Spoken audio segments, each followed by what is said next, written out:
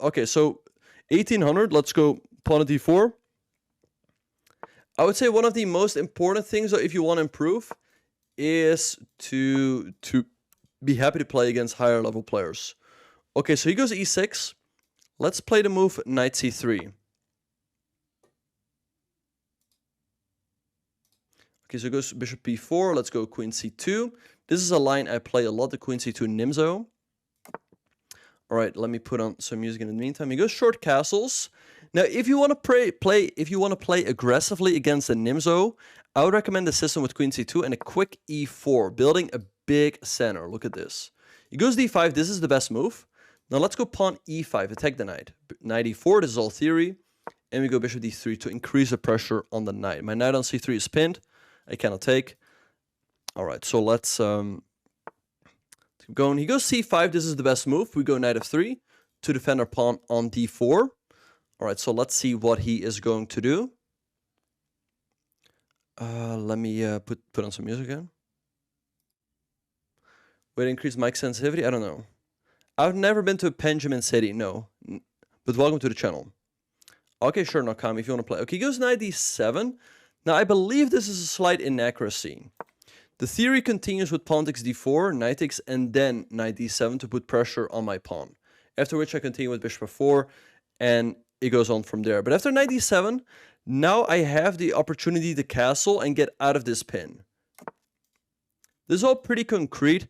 Well, a3 is a move, but he wants to take anyway, so it doesn't really help him. It's an idea though, to force this trade, and then we capture towards the center.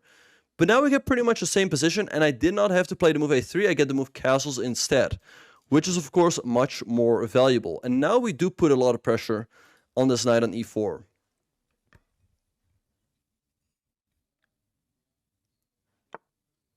Okay, so he goes pawn f5.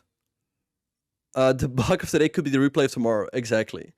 Okay, so I could take en passant if he captures maybe knight e5, occupying the square with my knight, and then I could go f3, get rid of this. I think taking en passant is definitely the way to go. I could also take here, by the way. Takes, let me see, so c4.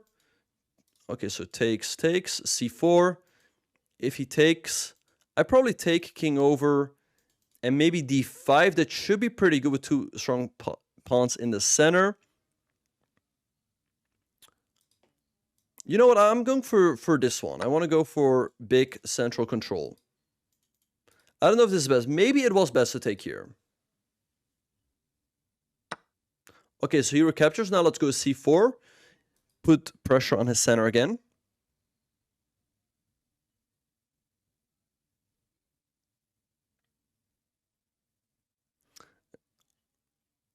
Theory, right. I mean, it's good to go into the game having some theoretical knowledge, so you don't have to start thinking from the very first move. Yeah, two bishops also. Okay, so we go ahead and take here. Look at these pawns. They're a little bit loose, but my bishops could come in later as well to put a lot of pressure on his position.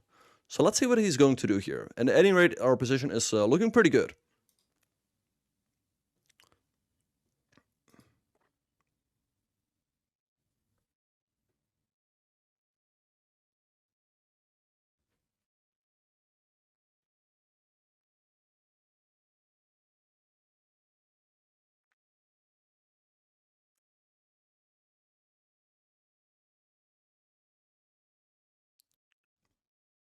Okay, perhaps I could play you later, RG Teletubby. Let's see what he's going to do. This could be a move. I have bishop a3 to put pressure on his knight. His knight is pinned, so he cannot take.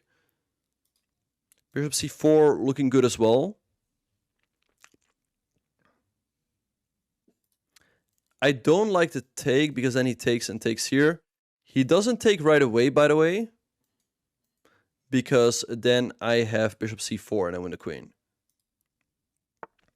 Which, okay, he goes queen e7, attacking this pawn. But now we can just play. Thanks, RG Teletubby, for the 2 months. Appreciate it. Thank you. XQCL. All right, so let's go pawn d6, attack the queen. And now he needs to be very careful where he goes with the queen. If he goes here, we can go bishop c4 and we win the queen because it's on the same diagonal as his king. If he goes here, at the very least, we could win another pawn in the center. That looks very good. But another very nice idea could be to go pawn e6, attacking his knight. And if he takes, again, we lured his queen to that square to set up this this pin or skewer or whatever you want to call it. If he moves the knight, I have d7 with a fork. So he goes back to d8, but now we go e6 anyway, attacking the knight. And if the knight moves, we have e7 with a fork on the queen and the rook. So we're going to win a lot of material here. Yes, we only play subscribers because I cannot play everyone.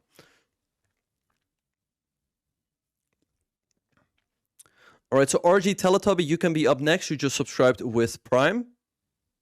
Or Notkami said he also wanted to have a game. Okay, he goes rook e8. Let's see what we are gonna do here. We could just take the knight, which looks really good. We also have pawn e7. If he moves the queen, we get a check here. The king has to move over. I have queen f7 to attack the rook, but he still has knight takes d6 to defend. What I could try to do is go e7, queen b6, takes, check, king over, queen f7, because I don't see how he can protect the rook. If he goes knight f6, I give a check. Knight g8 and knight take. Looks pretty good. You know what? I mean, this is kind of boring. Let's go for the beauty prize, so to speak. So here, take. Since it's a rapid game, we can't take the time to figure it out. So here, queen f7, knight here, check. I don't see how he can defend. Queen a5 also doesn't solve anything. So let's go for it with this move e7. All right, awesome, Nakami.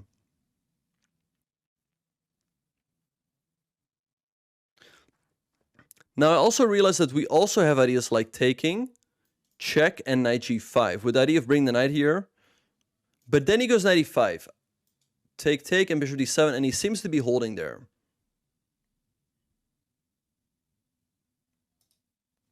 Okay, no worries, Nakami.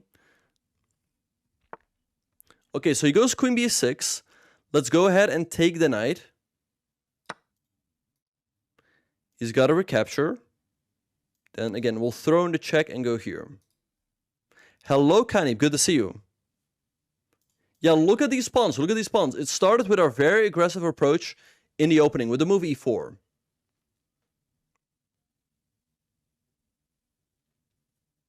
All right, so let's see what he is going to do here. Okay, he takes with the pawn. Let's go ahead and give a check here. He's going to move the king over, and then we go queen f7, and I don't see... He goes knight f6. Now, for those of you who have been paying attention, what was the move here that we calculated? And thanks, Anamaya, for the raid with 156 people. Thank you so much. Appreciate it, Anamaya. Thank you for the raid. We're playing some rapid chess here against some of our subscribers. Thank you, Olympiad, for the 3 months. Shout out to Anamaya. Make sure to give her a follow. All right, so let's see. So check looks really good. Here we can take. I really like that line. I also like the move bishop h6, by the way, threatening a checkmate. But I think he can just defend with this. If I take, bishop d7, it's not 100% clear. Or like here. So I think I'll just keep it very practical. Let's go here, knight g8, we take. And then we also have the idea of taking and getting in another queen. So let's go ahead and give the check. And our attack has not come to an end at all. Okay, we give a check. And now our knight's under attack, and we can solve that by going knight, let's see, knight g5 or knight e5? Which one is better? Let's go knight e5, threatening a checkmate over here, and then after h6, my knight is not under attack, and I also have more attacking ideas. Knight g5, h6, I didn't quite see what to do there.